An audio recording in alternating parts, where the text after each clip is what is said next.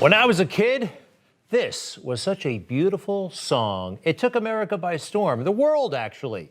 Paul McCartney, Stevie Wonder, Ebony and Ivory, living in perfect harmony. I know it sounds naive, it sounds very simplistic, but it was beautiful. And back then, at least, it was a lot more true than it is today. I love this. And they also say in the song, people are the same wherever you go. There is good and bad in everyone.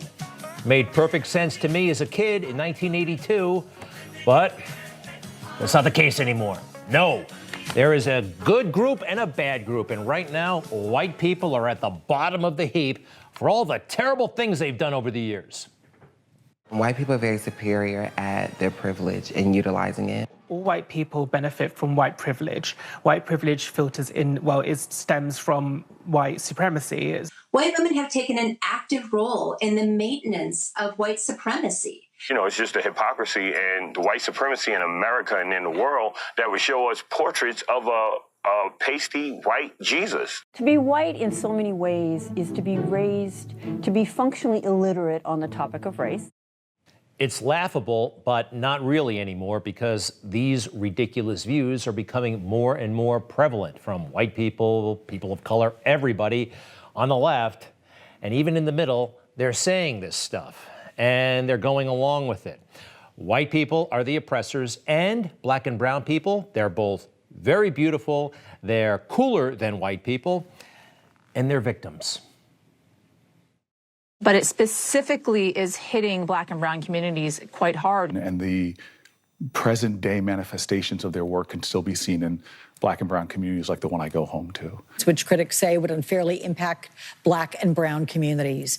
It is about black and brown communities. I think activists would say helped, especially black and brown people. Powerful entities have less regard for the lives of black people, for the lives of brown people, for the lives of poor people, and for the lives of those who are less educated, because these people lack political power.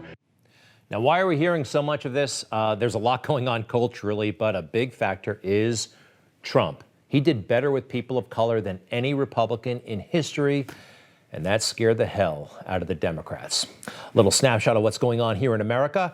How about overseas? In England, the G7 and the fake news, they are just totally delighted that the world leaders do not have to put up with Donald Trump anymore. President Biden brings traditional American diplomacy back to the world stage, while other G7 leaders are describing him as a breath of fresh air as he seeks to reset relations with America's closest allies. You know why they're really happy that Donald Trump is no longer there?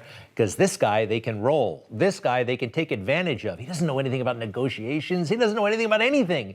He knows how to raise money and do favors and ask for favors. That's it. That's it. Take a look at Donald Trump when he was at the G7. Did this guy look like somebody who was defending our interests and sticking up for us? Yes, and that's what you want out of a leader, out of an American leader. This is kind of sad. The breath of fresh air they were talking about, that's 78, 79-year-old Joe Biden, and he looked every bit his age today as he seemed to get lost in the cafeteria. How are your meetings going in Cornwall, Mr. President? I beg your pardon? How are your meetings going here in Cornwall? Very well. Come on. Really nice evening. They always do. Did that look presidential? That looked pretty sad. Why was Jill rushing him out of there? They said Donald Trump wasn't presidential. He was, by the way, but I don't know. Those white sneakers are not helping Joe. What a weird setting. What a weird guy. All right, but it was down to business. All right, they all sit at a table and talk about the world. Is this why it's such a breath of fresh air? They're all talking like a bunch of woke weirdos.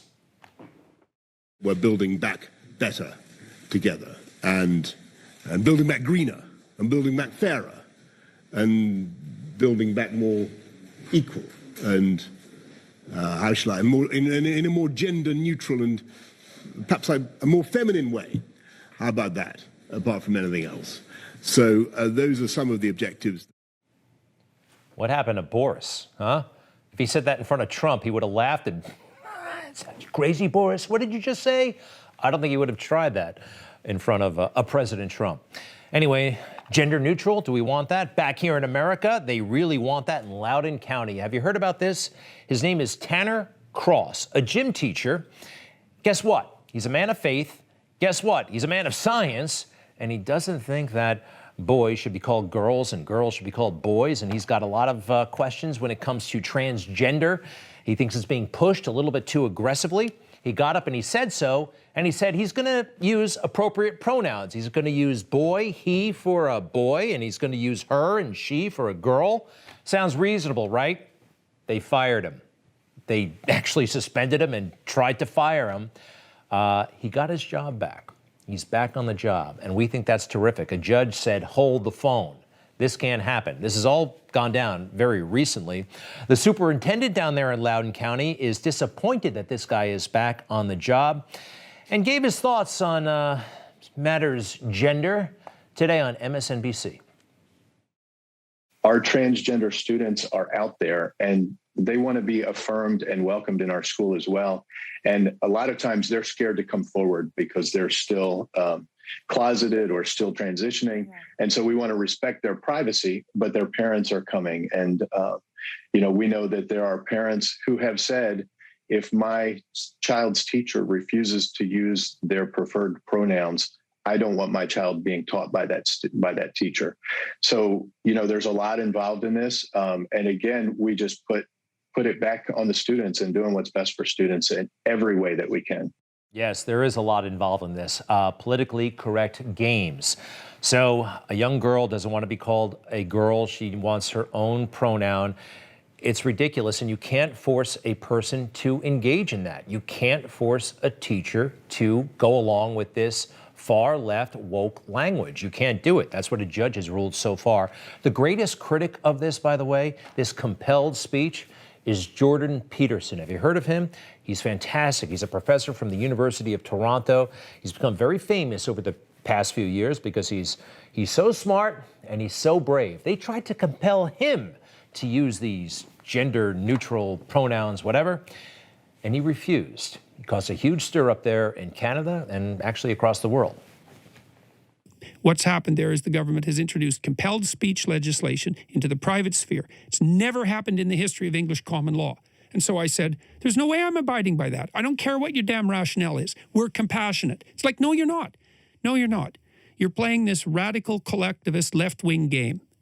You're trying to gain linguistic supremacy in the area of public discourse. You're doing that using compassion as a guise, and you're pulling the wool over people's eyes.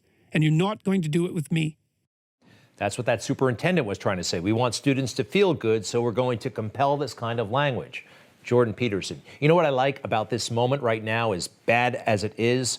We're becoming acquainted with brilliant guys like this, and we're finding that regular people are brilliant and talented as well. They'll just stand up and speak from the heart. Back there in, this is in Florida, a woman spoke up against this critical race theory. Her name is Keisha King. We're going to meet her a little bit later in the show. And she just spoke so much truth, more truth than a decade's worth of fake news. Just coming off of May 31st, marking the 100 years of the Tulsa riots, it is sad that we are even contemplating something like critical race theory, where children will be separated by their skin color and deemed permanently oppressors or oppressed in 2021. That is not teaching the truth, unless you believe that whites are better than blacks. CRT is not racial sensitivity or simply teaching unfavorable American history or teaching Jim Crow history. CRT is deeper and more dangerous than that.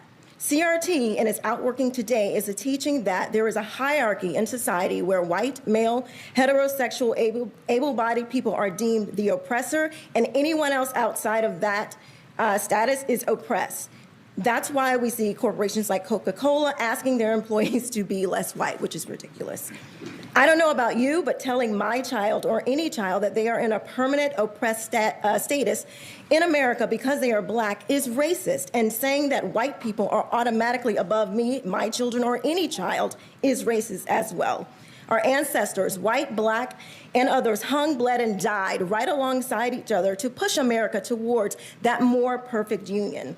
If this continues, we will look back and be responsible for the dismantling of the greatest country in the world by reverting to teaching hate and that race is a determining factor on where your destiny lies. Thank you. Thank you, ma'am.